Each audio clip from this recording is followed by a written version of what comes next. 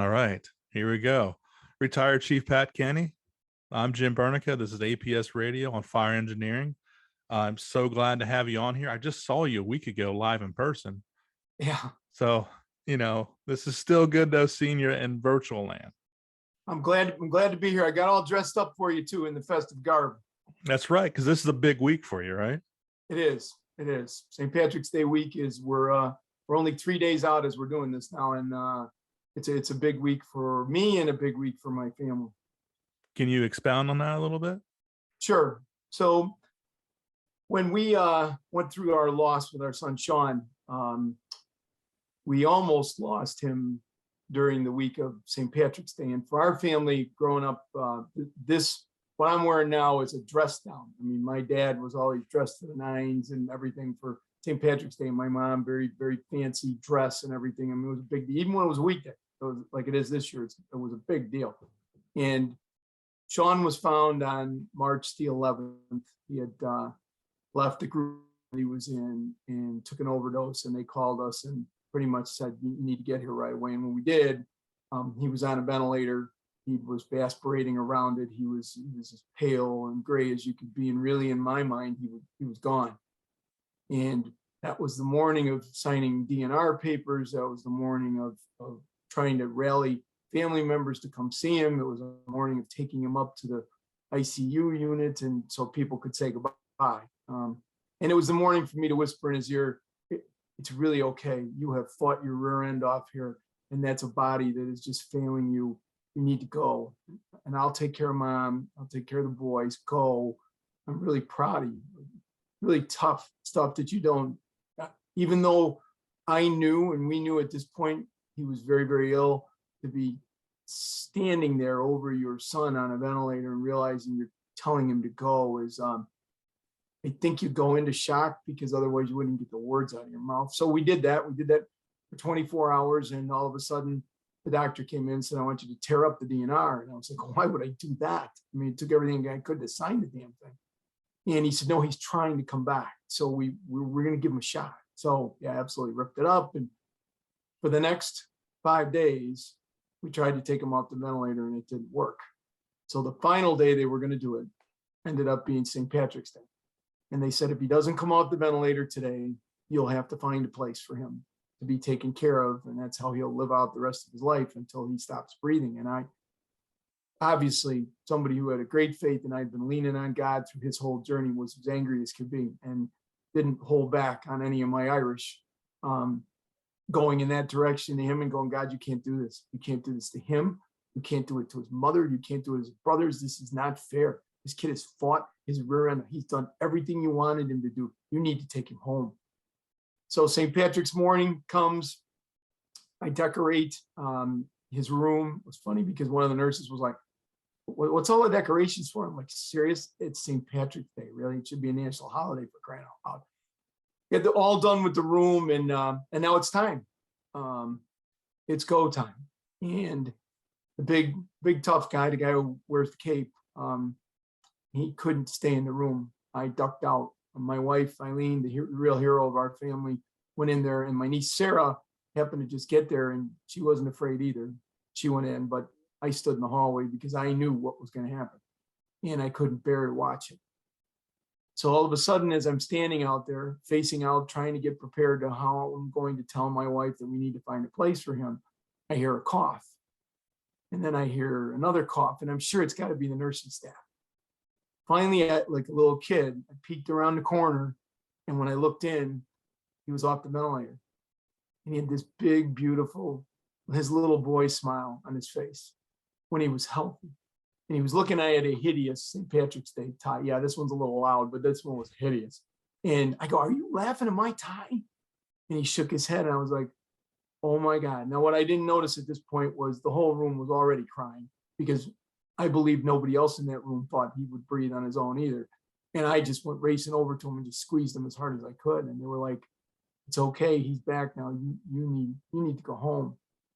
And St. Patrick's Day then took on a rebirth, a give back. We got our son back. And the next day was the most powerful. He called in the morning, very raspy voice, scared me to see the hospital number. And he said, "Are you coming to see me today, Dad?" And I'm like, "Are you kidding me?" And we raced down there, and when we got there, he was sitting on the edge of the bed, and he was very agitated.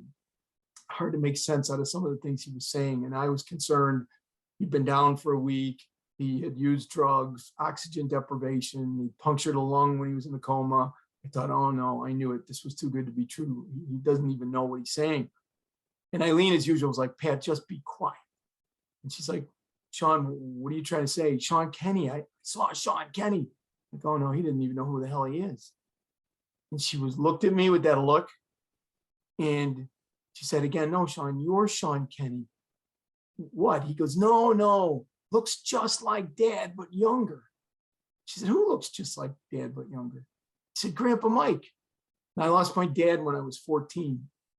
Sean went on to describe a man he had never seen even a picture of. He'd seen pictures of my dad when he passed away in his 50s, heavy set, hair thinning. My dad was a great athlete in Ireland, no more of that athletic build. The guy Sean described, my dad in his late 20s to early 30s, when he was just one heck of an athlete. He said, he had such big hands. And I remember vividly as a little boy when my dad would take me places, hold my hand, and I felt like his hands were just the biggest things in the world. And my wife said, "Did he say anything to you?" And he said, "Yeah." So we sat on this concrete bench with these advertisements behind it. And he said, "Tell your dad I'm sorry I had to leave him so soon." And I don't care what anybody says about oxygen deprivation, the drugs he took, hallucinate. You tell me whatever you want. That bench was something my dad and I sat on all the time because my dad never had a license. So we always took the bus. Sean knew nothing of that story. Those benches didn't exist anymore. And yet he described it in detail. And the emotion when he said, "Tell your dad I'm sorry I had to leave him so soon," he started to tear up like he was delivering a message he was told to deliver. And then my wife said, "Did he say anything else to you?" And he said, "Yeah, he told me I need to come back." So St. Patrick's Day will always, for me, it was growing up, it was a fun family holiday. Then you go away to college and it becomes a drinking holiday. And then you get a little older and you got little kids and you're not doing that anymore. And although all three of my boys were very good at pouring a glass of green beer out of the keg with a head on it. And then we made that transition to now that day will always mean new life to me and a gift to get Sean back. It wasn't for long, but to get him back. And even more importantly, I always wondered if my dad saw what I was doing, if he really saw and could recognize graduating, getting married, having kids, working my way through the firehouse, getting promoted to chief. I always wondered. I hoped he had, but now he delivered the message that he was watching me. And powerful, especially when it was time to let Sean go for finally, because I knew this time Grandpa was waiting for him and he wasn't going to have to come back. Yeah, thank you for sharing that. That is powerful. Yeah, it definitely changes the holiday, that's for sure. Yeah, for sure, for sure. And I want to note too before we go any further, because we just jumped right in there. Yeah, Heavy stuff right away, which is great, which is what you are. I want this. This is going to be a little bit different. If you're interested in hearing Pat share his story of Sean and his wife Eileen, there's a book. We'll go over that. But PJ and Frank had a great podcast with you Christmas time on fire engineering, and where you talk about that story. I want this to kind of, if you will, be the like the DVD extras. sure. Behind the scenes, we'll build on to what they already talked stuff with you. So I want to just touch on that real quick for our listeners and viewers so they understand that. Yep, absolutely. So going back, staying on the St. Patrick's Day topic, I mean, what are you going to end up doing this Thursday? So I always started off by going to mass. I always do. I always go and I say a prayer of thanks for getting him back, because I didn't think that was going to happen. And I was at peace with myself about he was going to go. And then I was at odds with this God I thought about you're going to leave him like this and how unfair that's going to be. And there was that miracle. So I didn't have I talked a good game, but I obviously didn't have the faith as strong as I thought it would be. And then we usually look for a little place that changes. Some place that's playing Irish music, because both my parents were from Ireland and it reminds me of them. And when my son passed and Eileen, I always kind of believed that they live in Ireland now. And so it makes me smile. It can bring tears too, but it gives me a warm feeling like I'm reconnected with the people who are on the other side. So it's kind of simple, but I like it better that way, frankly. Good deal. You mentioned in there, you talked about Sean seeing your dad. Yeah. And by seeing you now a few times and talking to you and reading your book, like more so than I think anybody else that I know, you are into signs, into things happen for a reason. Things have meaning to them. Like you pull Correct. meaning out of so many different things. Would you mind kind of discussing that as well? Because it's truly interesting. And it's not just coincidences, the stuff that happens to you. Yeah. It's funny because I always tell people I don't believe in coincidences. I used to a long time ago. I believe now everything happens for a reason. I don't many times understand the reason. There are loads of times I don't like the reason. I always kid about whoever ends up behind me, if I'm lucky enough to get to heaven, is going to have a long wait because I got a lot of questions before I cross over to go, tell me why this happened. But I found from a really early age that things would happen that there was no real good explanation for, that gave me hope. From the very beginning, when I was depressed and thought I was going to be taking my own life, all the way through growing up, to even testing for the fire department and having a proctor, call out names and not call out my name, and me raise my hand and him call me up, and I go up there and he said, "I called your name." And I said, "No, you didn't." And he said, "Well, what's your name?" I said, "It's Patrick Joseph Kenny." And he looks at the envelope and goes, "Where the hell did I get Michael from?" And handed me the envelope. Well, my dad's name was Michael. And I can't even describe to you the feeling I had at that point. Like as I walked to sit back down in this gym full of 300 people, everybody wearing a fire department shirt except the high school teacher who was dressed like the geek like this, I knew I was going to pass that test and I was going to be one of the people hired. And I was. And there's no doubt in my mind he took the test for me. And I've followed along all through my life when things have been a struggle. I've looked for something and gone, there it is. Might be somebody who entered my life 25 years ago and we had a casual conversation, and all of a sudden when I really needed something, that's the person who stepped forward. And there's just to me, there's no coincidence about that. You get people and things placed in your life. It's just a matter of having the courage to go, that's what that is, as opposed to making an excuse about that's what it's not. And for me, I have grasped and really embraced the idea of that's what it is. And I've had people, honestly, Jim, who've challenged me and gone, "Well, that makes you feel better. That's good. I don't look at things that way." And I'm like, that's fine. I get it. But I couldn't keep going if I looked at it the way you do. I have to look at it the way I do, to put one foot in front of the other. Very good. Let me ask you this, kind of change the direction here. Sure. You made a promise to write a book. Yeah. And I want to kind of just go over that, if you don't mind, just how this book came to be. I mean, you were given an objective, and I want you to kind of talk about that, and then just the process of doing this because before you wrote this, I think you've written a few articles, Right. but writing a few Yep. articles, like I've wrote, several articles, not a big deal. Doing something like this is terrifying. It's a monumental task that I wouldn't even know where to start.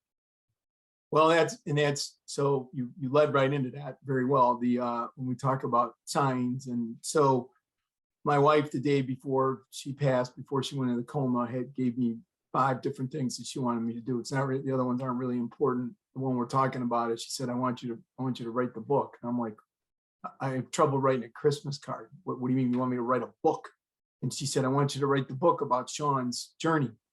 And she said, you go out and you talk about, because at this point, when she became ill in 2016, we had been on the road, her and I, for about 7 years doing Sean's talk. And she said, it's just not going to work because you can't handle doing it over and over again. There's only so many people you can reach. It's not going to be good for you. Write the story.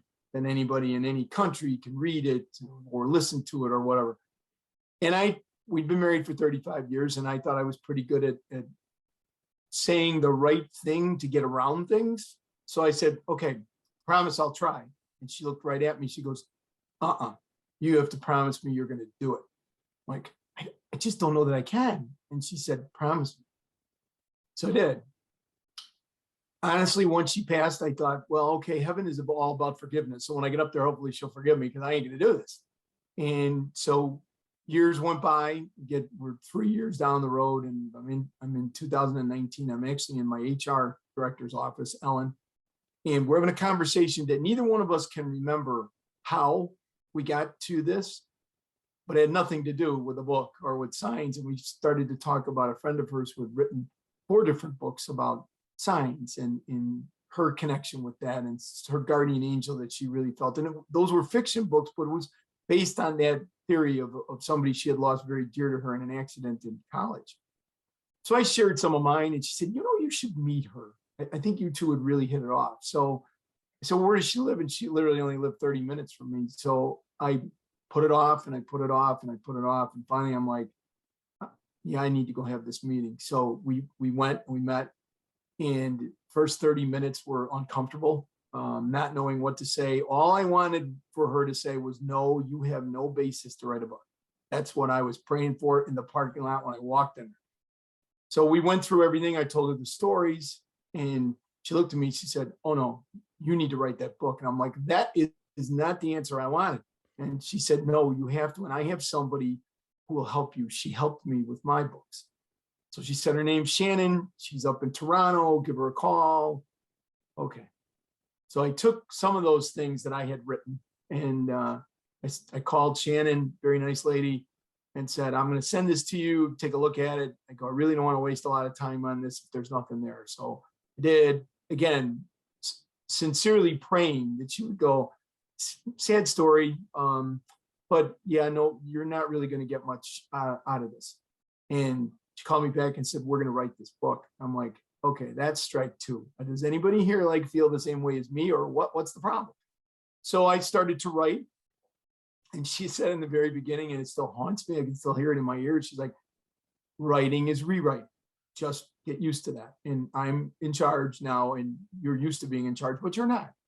And the first time I sent her something, she sent it back and she goes, this is terrible. I go, see, I told you, can't write a book. She goes, oh, nice try. No, she goes, you just have to learn how to tell the story, not verbally, but in the written word. And so I went over it and over and over. And I got to tell you, Jim, you're right. It was incredibly frustrating in the beginning until she figured something out. And this is Shannon's credit. That whole book really is most of the people's credit. It was Eileen's idea. It was Sean's journey. It was Ellen having me talk to this great Dee Dee Marks, who was the author, and then Dee Dee giving me Shannon's, and now Shannon's going, okay, I figured out your brain, which is a hell of an accomplishment if you look at it that way. And she said, you put everything in a box. She said, I had a military person who we wrote a book, and she said, I finally figured out that's how you think, you're paramilitary. So she said, I'm going to put things in a box. So originally she said, just free flow of thought, just have at it, go. Well, that's like pulling up on a fire and going, okay, do whatever the hell you feel like doing, no matter what you see. And once she started to put topics in boxes, then I would write, and I had an agenda. And I have to be honest with you. So there were 2 places that I wrote that I did probably 75% of the book. One of them was in the workout room at the firehouse. I would literally get on the exercise bike, and I would just start dictating based on what the topic was or what chapter it was. And then I would email it to myself and look at the gibberish, obviously, but then go back and try and turn it into something that looked like writing. And the second place was an Irish pub, probably very shocking, I'm sure, for anybody to believe, called the Irish Legend. And I would go there with my computer, just me alone, because I had been there with my family. And I would try and go through things. I would go there on a Sunday and just work for an hour or two. And at one point, one of the great Jess, who's one of the attendants there, she came over and she goes, I got to ask you a question. I go, okay, what? She goes, are you writing a book? I go, do not tell anybody. I go, I don't know that I'm going to finish this. I don't know where we're going to be. I said, I'm trying to write a book. And 2 years of putting that in, the last draft of it actually went in. I started it on the day that my daughter-in-law went into labor with my first grandchild, and the draft got submitted on Sean's birthday in September 17th of that following year, 20. And I, to this day, honestly, I look at it and I don't think it's me. I don't know how it got. She helped me, and all those other people I talked about helped me, and as well as many family and friends who had to read it and reread it and give me feedback. People close to me who have my back all kind of encouraged me to continue to do it. And if I don't have that, I quit, because I almost quit once. Very seriously, almost quit. In fact, I was going to call Shannon on a Tuesday. We had a conference call and go, I'm done. Can't. I'm exhausted. It was incredibly painful to relive, especially when you had to rewrite certain parts of my life that I felt much like a failure, that whole taking the cape off, and the cape failing me. And I said, I'm done. Can't do this. We were in the pandemic. I was also the emergency manager for the village. So I was running the fire department and trying to handle that other part of it, flying blind like everybody else. And on Monday, she called. I see her number and I go, oh, maybe I screwed up what day it was going to be. And she said, I have to tell you what happened last night. She said, I got up in the middle of the night to go to the bathroom. And she said, I have a 20-year-old son. I looked down the hallway. I saw him. Figured out I must have just been leaving the bathroom. She goes, I went to walk in. I heard this boom. Oh my God. So she ran in, checked on her husband, fine. Ran down the hallway, checked on her son, fine. Goes downstairs, looked around. Certainly something fell over big and broke, and nothing. She comes back up to her bed. She puts her head on the pillow and she goes, I heard this voice that said, you need to call him. Now, she had plenty of other people that she was working with. And she said that. She goes, but somehow I knew him was you. Why do I need to call you? And I said, okay, well, when you looked down the hallway and you saw that 20-year-old standing in the hallway, I said, did you see his face? And she said, no, it was his back. It was just a shadow. Okay. I said, well, you don't know this, but when Sean was a little boy, his nickname was Boomer. He said, when we didn't know where he was in the house, we would just get really, really quiet. And then all of a sudden we would hear boom. And she goes, oh my God, that's the noise. And I go, yeah. I said, that wasn't your son in the hallway. I go, that was mine. And she said, why did he come? And I go, because I was going to call you tomorrow and tell you I'm done. She was like, hell you are not done. Your kid was in my house. She goes, we're finishing this. And if that story doesn't happen, it's probably still on hold. I really believe that. It was a kick in the pants I needed from the other side to go, you're almost done. Just keep going. And that's how it got to be. It finally came to roost, and now it's out there, and I'm proud of it. I'm proud of it because of the feedback from people who say it's helped them understand mental illness, understand grief, understand leadership, because it's not just a book about mental health. It's about growing as people and kind of cutting yourself some slack.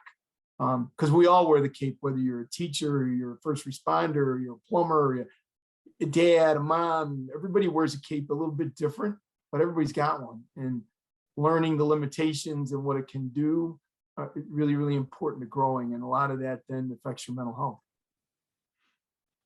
Awesome stuff, Pat. I want to touch on this book. This book there's only so much of you. Right. And by having this book, you don't have to be anywhere and everywhere. And I think it's important to note, after seeing you talk on Monday, I think every time you talk and you share this message live, share Sean's story and Eileen's story and your story. I mean, it takes, I've physically seen it to where what it takes out of you. Yeah. And you're just drained. And this allows you to not be everywhere and tell that story. Right. With that being said, when you put yourself out there, I gotta know.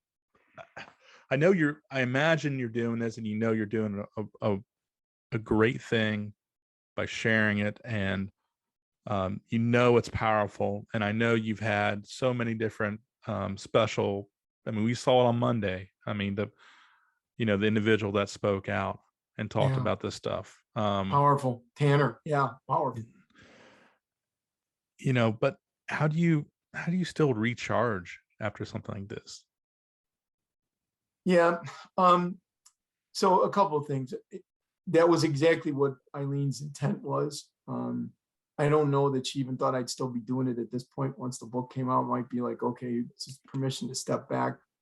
And at some point that'll happen. I really believe, and I'll know when it is. I don't feel like it's there yet because some of the book is translating the message. That's why there's multiple things it talks about. We're dealing with mental health, but you're also dealing with leadership. You're dealing with how do you battle through grief? I mean, there's so many layers in that book that sometimes I have to give you a preview, and it's hard to do because you might not get past the beginning of the book if you feel like this is just too much of a downer. I actually had a book club that's looking at it, and they were like, yeah, we kind of voted after the pandemic, we're not going to do any kind of downer books.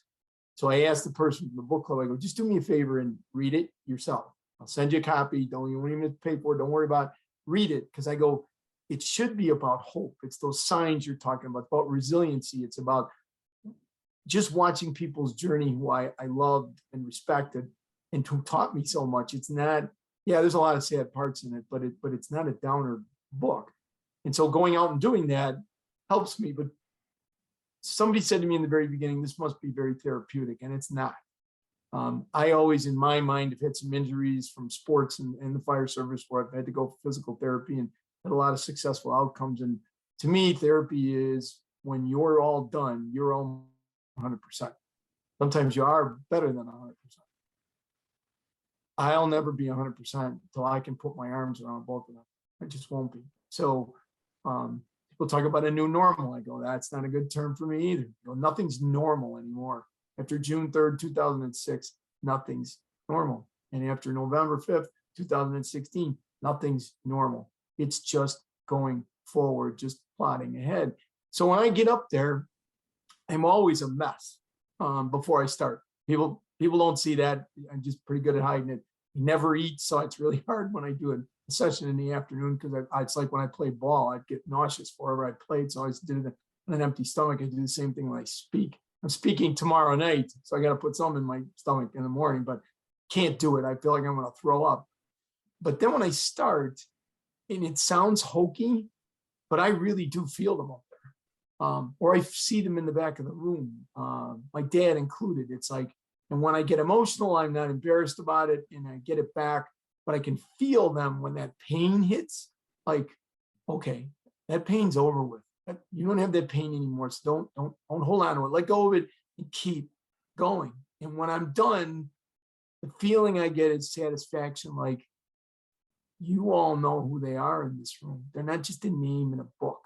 You have a feeling of who that person is, even though you never met them. You know who they are and you know their journey. And so they didn't die in vain. And that was probably, and still is, the most difficult thing for me to get over and forgive myself about, is that I didn't save them.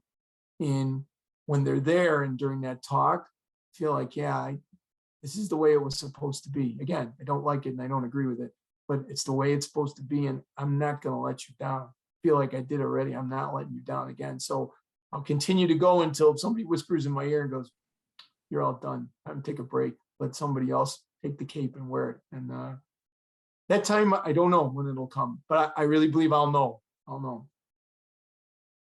Yeah, I'm sure with everything else, everybody else that talks to you and the signs you've seen, I'm sure they'll let you know. You kind of touched on it there. I think a good segue. You mentioned an injury back there, and this is something you talk about in your book and your talks as well.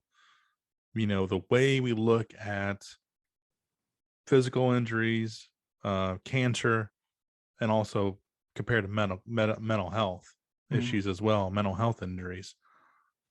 I'm just laying that up to you and you do your thing. So we were doing the talks for a number of years and actually almost 7 at that point. And the message is very strong in my heart to have a passion for is mental illness is a physical illness. It's not a character deficiency. It's not a weakness. It's not something that somebody chooses no more than a 5-year-old chooses brain cancer.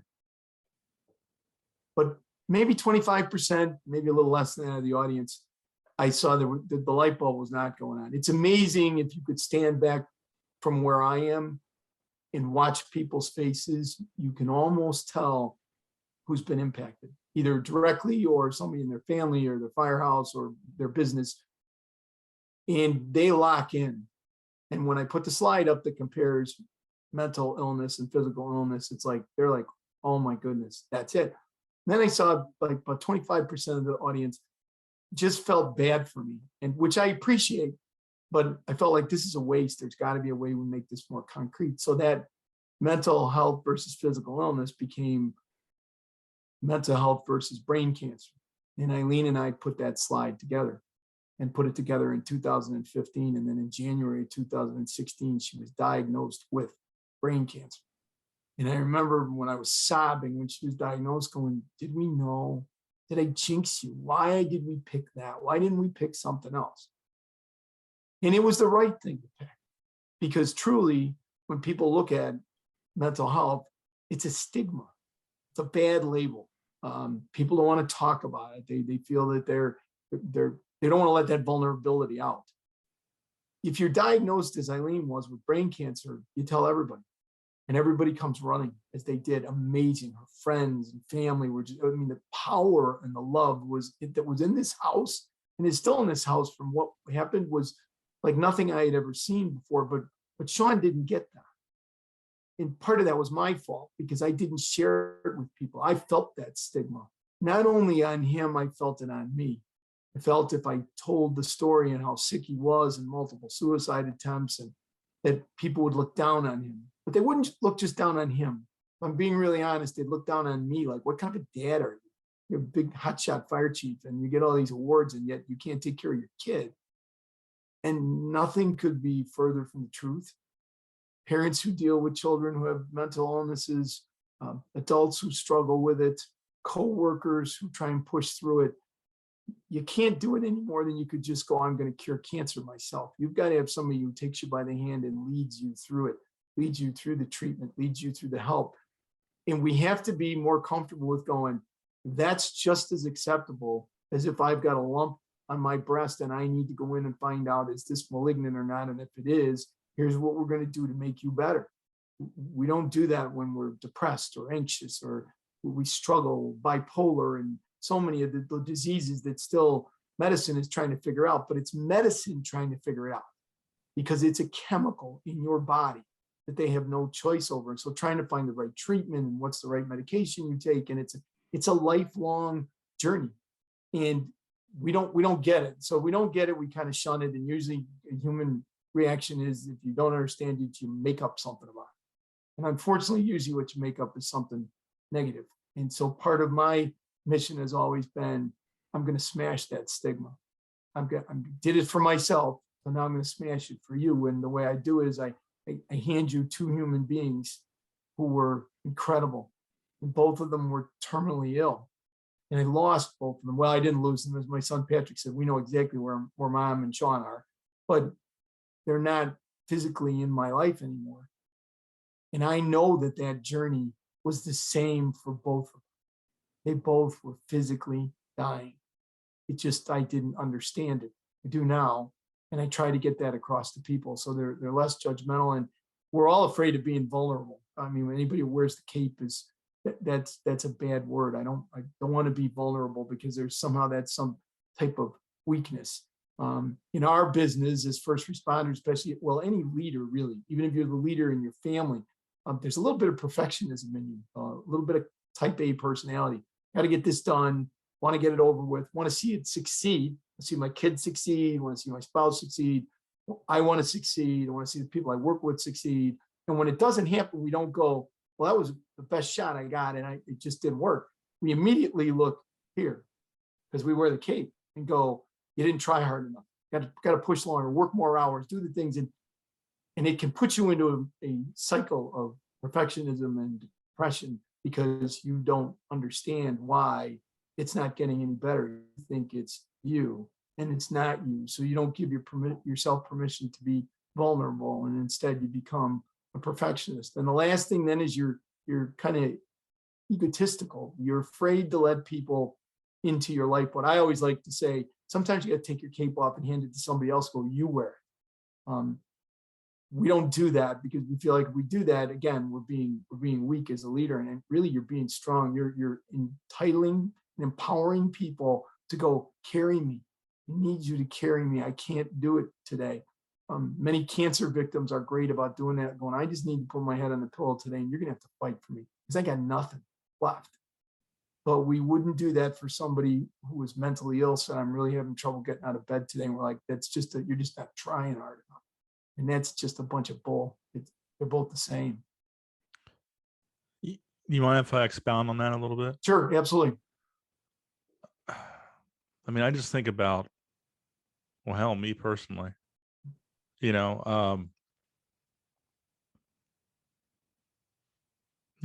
my diagnosis about a year ago, I got all sorts of cards. I got love from all over the world, support. I mean, it was amazing for my cancer stuff. And I think about exactly what you said, and with people that I know that have dealt with behavioral health problems and addictions, and I know they didn't get that love. Right.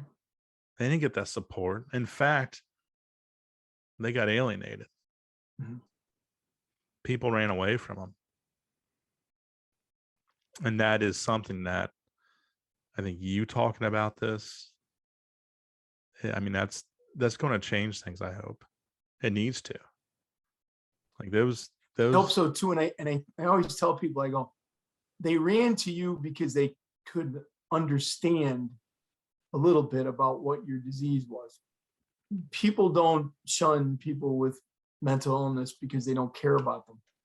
They run away from them because they don't understand it and they don't know what to say. And there's a lot of examples in the book. At the end of each chapter, again, this is another one that was not my decision, and it's a good thing that I listened to people. Consultant said at the end of each chapter, you need to write lessons learned, because somebody may read this book and not be able to relate to it. They've been lucky. Mental health has not been an issue in their family. They haven't lost a parent. They haven't lost a spouse. But all of a sudden, they're going to find out that their neighbor's husband died suddenly of a heart attack, and they have to go to a wake, and they don't know exactly what to say. So they don't have time to read 300 pages of your book. They need to go in the table of contents, find the chapter, loss of a spouse. They don't even have time to read the chapter. They just go to that last page and go, what are the 4 or 5 bullet points that I've learned the hard way about what works and what doesn't? I didn't want to do that. I can't tell you how many times people have said, my favorite part of the book is the lessons learned, and I have to eat humble pie and call her and go, guess what? The favorite part of the book is the thing I didn't want to do. But what I found after Sean passed was people would absolutely avoid me. I'm a volunteer baseball coach, very proud of that, for over 20 years. And parents of kids I had coached that I was really close with would see me in the grocery store, and it was like they saw a ghost, and they literally would dart out of there. Now, it wasn't because they were unfeeling at all towards my pain. They just didn't know what to say. Like, what do you say to somebody who lost their son? What do you say to somebody who lost their son and lost their wife? Like, okay, I don't know. I got nothing for you. And the key we got to remember, I always tell people is, me, Jim, I'm a hugger. Not everybody's a hugger, so I get that. But that human touch that just goes, that much really suck, is enough, because you can't fix it. That's that whole cape wearing thing of, I got to keep pushing till I fix it. The only person who can fix it is the big guy if he sent them back to me. Nobody else can fix it. So I'm not looking for you to fix it.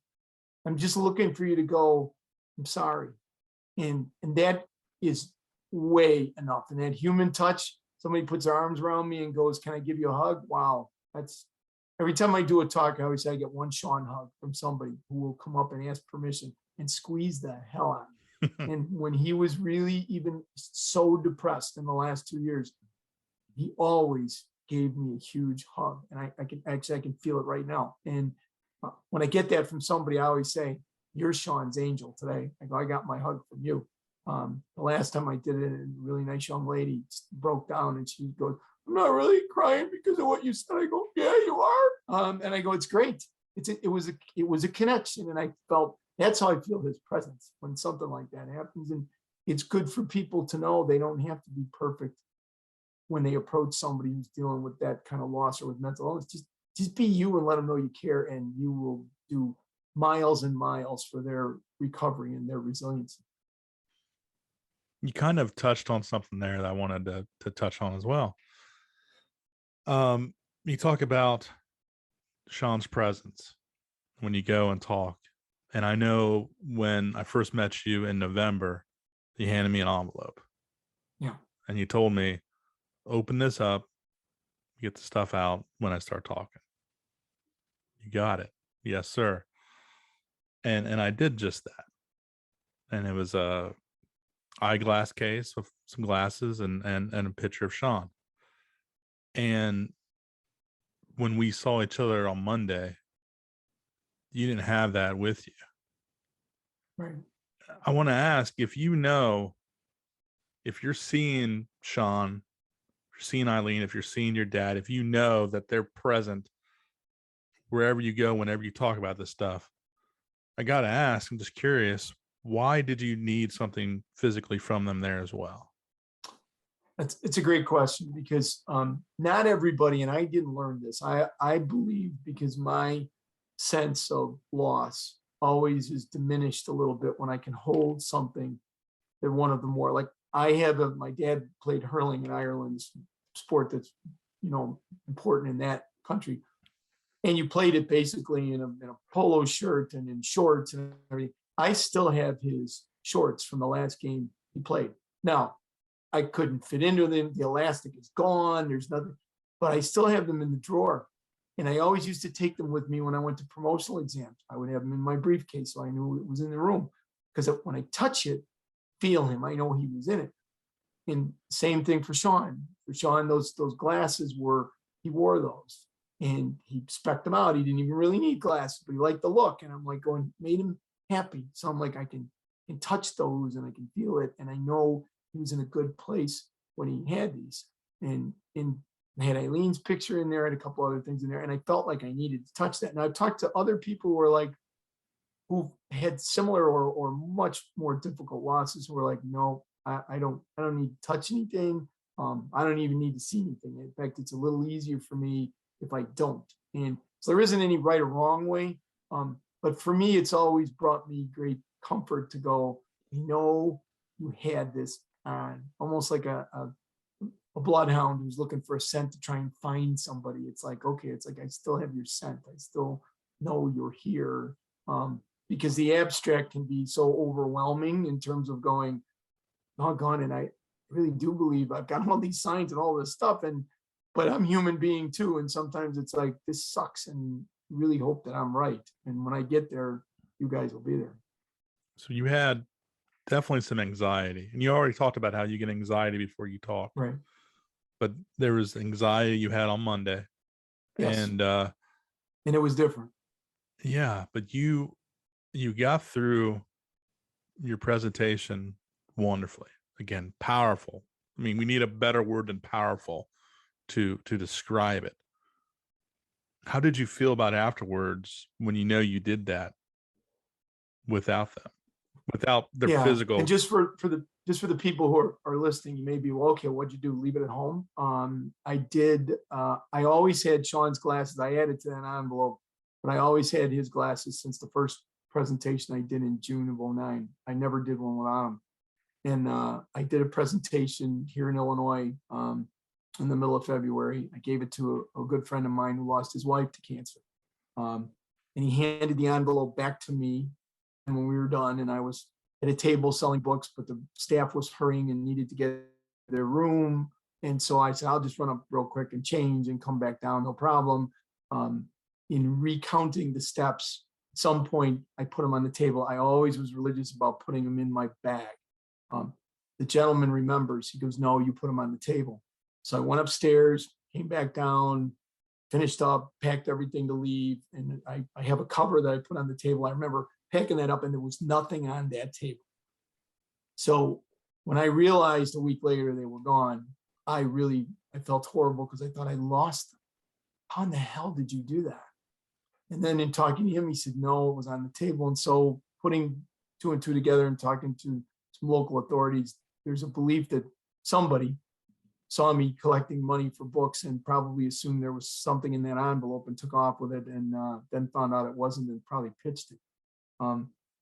But what you didn't share in the story, Jim, was Jim came up to me and I was beginning to lose it before I even started, because the reality of going up there, feeling like I was alone and I had disappointed them again, was starting to really quell inside of me. And he grabbed my hand and he squeezed my hand. And he's like, squeeze my hand. And I'm like going, okay, I'm already crying. Do you want to squeeze my hand? So I'm going to cry some more. And he said, remember, I had that envelope in my hand. So they're right here. So powerful. Like, that was an incredible connection. And I took that up there with me and I go, yeah, you don't need that here. They're here. So get over it and go do what you need to do. And so when I finished, I went up to my room and I had a good cry. And I came to the realization that if there's some miracle and they come back, somebody finds them and mail them, great. But if they don't, they serve the purpose. They got me to where I needed to be for as long as I needed to do it. And I don't need it anymore. And sometimes the only way that works to let go of it is you got to get hit over the head and somebody's got to take it away from you. And in this case, that's what happened. And so now I go forward and we'll see where we go. But I think the biggest lesson for me was, yeah, these are still concrete things that are disposable here, just like these bodies are disposable here. But that doesn't mean that the spirit is gone. And maybe I needed to learn that lesson again. Oh, thank you for sharing. No, I kind of put you on the spot. Well, thank you there. for what you did that day, because I wasn't going up there. It would have been bad if I couldn't even say my name. People would be like, well, we need to get some help for this guy right away because it's not good. No, it was meant to be that I was there. Right. For right. that. Why did I give you the envelope when we were in Ohio? And why did you come? Why were you at this particular day? You could have been on duty. You could have had a family thing. You could have, and why did I tell you? Because I didn't really tell anybody else because I figured I'd lose it before I started, but I knew I could trust you. So that's what I mean about somebody would go, well, that's a really nice coincidence. Like, bull, no coincidence. For sure. You were the angel that needed to help me that day. And they set it up. That's a lot. Yeah. But it's good though. It is good. It is good.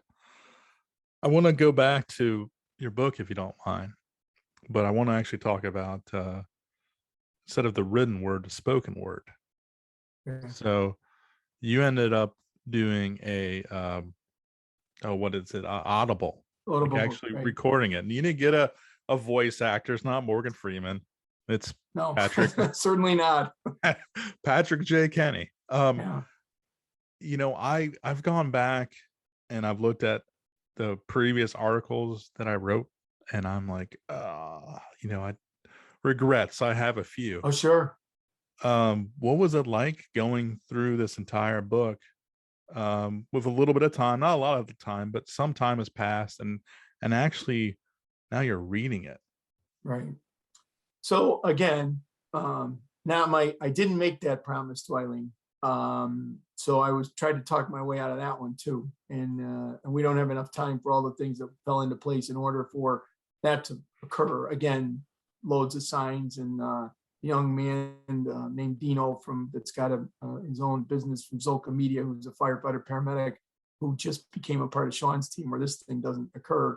In terms of me reading it, if Shannon doesn't go, it's got to be you. It's got to be your voice. People are going to want to hear it. When they read it, they're going to want to hear it from you. And you don't have to be a professional reader. You just do the best you can. And we started it in March. End of last year, and I was like, well, okay, this is a piece of cake. We'll be done with this thing by the 1st of May. And little did I know, as they all laughed at me, each section, if it was informational, I might get through a chapter or two. If it was emotional, I might get through pages, and then I couldn't do it anymore. Finished. The book came out in November. We started the first week of March, so there was a break there, an emotional break, I thought, but it wasn't. It was like reliving it. It was almost worse verbally than it was written. And So it was over and over, redo, go back. Dino again, who was the audio man, was like, I don't want this to be perfect, because if people hear it and it's perfect, they're going to go, that's not him, because he's just a firefighter. How the hell is he going to be perfect at doing this? So you'll find when you listen to it, it's not perfect. But in terms of voice quality and making sure people heard exactly what I was saying in the message, there were parts we had to redo. And I'd have to get up and walk around, or sometimes I'd have to go to have a good cry, and sometimes come back and go, we're done for the day. Because I'd start to speak and you could tell on his equipment, like, voice quality's down. You just don't have it anymore. And it was hard. It was like this never ending battle to get it finished. But I kept being told, so many people today don't even buy the hard copy of a book. They do it on the audio. They're on the way to work, they're on an airplane, they're riding their exercise bike, whatever it is. And I thought, okay, I'm going to miss that audience. I'm going to miss Sean's audience. And for some of the people who've listened to it, who also read the book, were like, I'm glad I did both, because each one of them gives me something different. In the hard copy of the book, you've got those lessons learned. You can look up right away. In the audio, you'd have to kind of search through it. But they're like, but in the audio, we hear you, and now those words mean even something more powerful than reading it. And so I'm glad it's over. I'm glad I did it, but I'm glad it's over. And I'm hoping people get something out of it, and that they'll find some, in one version or the other or both, that they find a little bit of a gift to that message of who Sean was and what he stood for, and how Eileen supported that whole mission. Perfect. Sounds like there's benefits to both. Yeah, I believe so. Awesome. Well, I got to ask you, we'll kind of close it up here.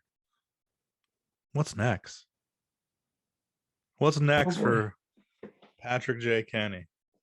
What happens after, St. Paddy's Day this week? So I have a number of engagements for the rest of the year. People have been very kind about asking me to come. I didn't do a very good job last year. I retired in January, and I really did a terrible job of organization, because I felt like I had handed my cape back in and I was lost. I really wasn't. I was Patrick J. Kenny, but who the hell was that? And I struggled. I was depressed the first few months. Don't retire in Illinois in January, because it's pitch black and all you decide on when you're going to shovel the damn sidewalk. But I had to find that niche again, and part of it was going back out and speaking. But when I do it now, people go, are you going to write another book? What are you going to do next? And I'm like, can I just be like done? Maybe I can just be like done. And Shannon has had some suggestions for me. The thought about doing kind of a workbook, because I'll get a lot of feedback from people who will go, okay, we don't really have a program. Where should we start? Can we use the book as like a guide? And could you give something that's more constructive or instructive about how you do that? That's a thought. Is there a sequel to it? I don't know that you could write a sequel to it. God, I don't want any more suffering, so I don't want to put any more sequel in there. Could there be one more that's more powerful about the resiliency, and how do you go on, and what are so many positive things that have happened to me after each one of these losses?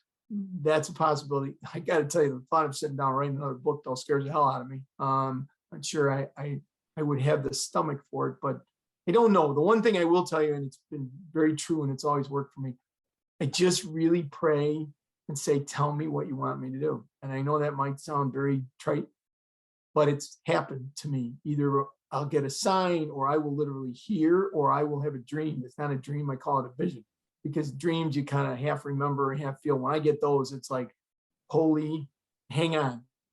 I don't know what that was, but I know what I'm supposed to do or what it meant to me. And I've talked to a number of people who've gotten them. It's not just me. And that's what I'm waiting for, is the aha moment. So in the meantime, it's like, move forward, keep giving your talks, get feedback from people on the book, use that feedback to maybe lead you where you go, see what the feedback you'll get from Audible, see if that's where maybe you should go. Or maybe someday it'll just be like, hey, you did okay. So why don't you stand down and hand your cape to somebody else and let them go ahead and do it. I'm sure I'm going to know. I just don't have a clue what it's going to be. Because if you had told me 4 years ago, I would have a web page, I would have an Audible book, I would tell you are nuts, that I didn't agree to any part of that. I only agreed to one thing and I did it, and I don't need the rest of that stuff. So if people wanted it, speaking of which, if people want to get a hold of me, if they have an idea, like, hey, we got an idea what you should do next. First of all, let me make clear, I am not promising I'm going to do what you tell me I should do next. But if people have an idea, if you go to the website, patrickjkenny.com, and you look, that's where you could get me to speak, but it's also where you can give feedback. There's an email address, and I do read all of them. If you want to give feedback, or you want to give feedback to Jim through the program, any way that you think of something and go, hey, have you ever thought about this? Because if Eileen doesn't say it, I never thought about writing a book about Sean's journey. So my ears are all open. Perfect.